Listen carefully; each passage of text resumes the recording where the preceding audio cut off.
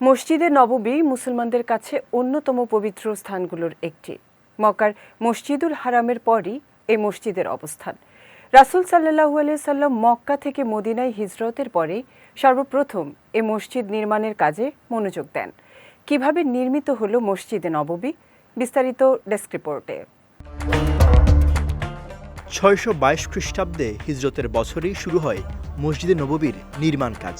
৬২৩ সালের মাঝামাঝি প্রায় ৭ মাস সময় লাগে এর কাজ শেষ হতে। মদিনায় প্রবেশের পর রাসূল সাল্লাল্লাহু আলাইহি ওয়াসাল্লামের উট কাসওয়া যে জায়গাটিতে বসে পড়েছিল সেখানেই তৈরি করা হয় ঐতিহাসিক মসজিদে নববী। মদিনার দুই এতিম বালক সাহল ও সোহাইলের কাছ থেকে ১০ দিনারের বিনিময়ে জায়গাটি কিনে নেওয়া হয়।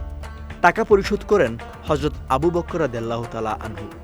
জমির ছোট এক অংশে রাসূল সাল্লাল্লাহু আলাইহি ওয়াসাল্লামের জন্য বাসস্থান এবং বাকি অংশ জুড়ে তৈরি করা হয় মসজিদ। হাদিসে আছে নবীজি সাল্লাল্লাহু আলাইহি ওয়াসাল্লাম হিজরত করে মদিনায় এসে বনি আমর ইবনে আউফ গোত্রের এলাকার উঁচু ভূমিতে পৌঁছে ১৪ রাত অবস্থান করলেন। বনি নাজ্জারের লোকজন তাকে ঘিরে ছিল। সবার মনে একটাই আকুতি, নবীজি সাল্লাল্লাহু আলাইহি ওয়াসাল্লাম যেন তাদের মেহমান হন। আল্লাহর কুদরতে ফয়সালাকারী উট আবু আইয়ুব আনসারী রাদিয়াল্লাহু তাআলা আনহুর বাড়িতে এলো। সেখানে নবীজি সাল্লাল্লাহু আলাইহি ওয়াসাল্লাম অবস্থান করলেন। সাহাবী আনাস রাদিয়াল্লাহু তাআলা আনহু বলেছেন, যেখানে নবীজির উট থেমেছিল তার সীমানায় ছিল একটি বাগান। বাগানটিতে ছিল খেজুর গাছ, কিছু কবর আর কিছু ঘরবাড়ির ধ্বংসস্তূপ। নামাজের সময় হলেই নবীজি সেখানেই নামাজ আদায় করতেন। তারপর রাসূল সাল্লাল্লাহু আলাইহি ওয়াসাল্লাম মসজিদ নির্মাণের ব্যাপারে নির্দেশ পেলে বনি নাজ্জার গোত্রের নেতাদের ডেকে পাঠালেন। তারা এলে তিনি তাদের বললেন, বনি নাজ্জার, তোমাদের এই বাগানটি অর্থের বিনিময়ে আমার কাছে বিক্রি করবে? তারা বলল, না, আল্লাহর শপথ, আমরা অর্থের বিনিময়ে বিক্রি করব না, তবে আমরা আল্লাহর কাছে এর প্রতিদানের প্রত্যাশা রাখব।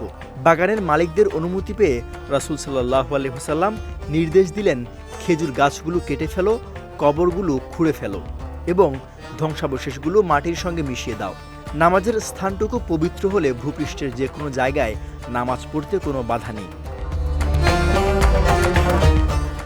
তারা খেজুর গাছের গুঁড়িগুলো কিবলার দিকে সারি করে রেখে দরজার দুপাশে পাথর স্থাপন করল। আনাস রাদিয়াল্লাহু তাআলা আনহু বললেন, এসব কাজ করার সময় তারা এক সুরে কবিতা আবৃত্তি করছিলেন। তাদের সঙ্গে নবীজিও এক স্থানে কবিতা আবৃত্তি করছিলেন। হে আল্লাহ, আখিরাতের কল্যাণই প্রকৃত কল্যাণ, তুমি আনসার ও মুহাজিরদের সাহায্য করো। বিজয় টিভি নিউজ ডেস্ক।